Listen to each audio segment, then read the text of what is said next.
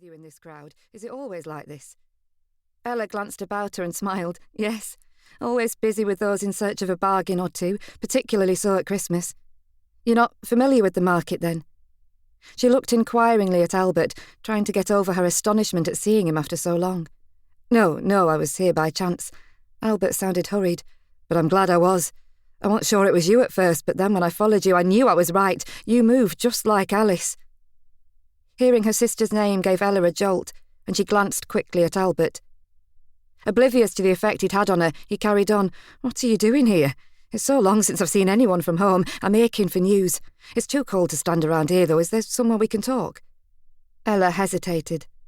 Mrs. Sugden would scold her if she was late back, but she wanted to hear Albert's news, even if she wasn't keen to share hers with him.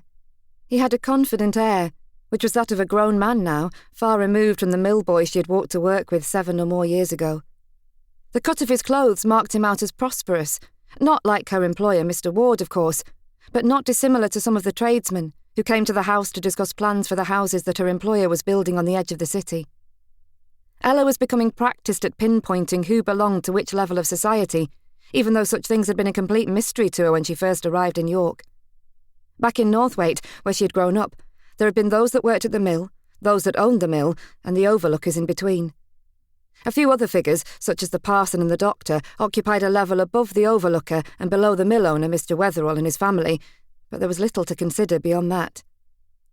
Here in York, there were landed gentry right up at the top of the ladder, those who didn't seem to work on a daily basis, but whose affairs regularly called them away from home to Leeds or to London.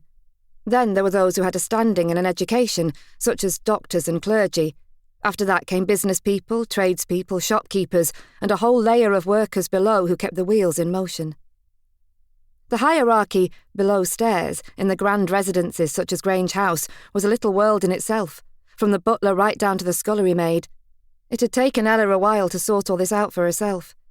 She'd only managed it by careful observation and listening to the nuances of conversations, the way in which Mrs. Sugden referred to those under her jurisdiction and those above stairs.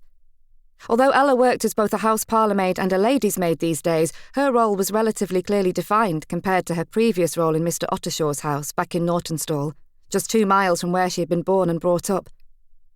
Ella shuddered at the memory. As the only maid that he could afford, she had been expected to cover all the household duties of cooking and cleaning, as well as minding the children. The length and hardship of her days had almost made her nostalgic for her time working at the mill. Albert had noticed her shudder. "You're cold," he said, and taking her arm, he guided her through the grand gilded doors of the tea room that stood a little way from the edge of the market.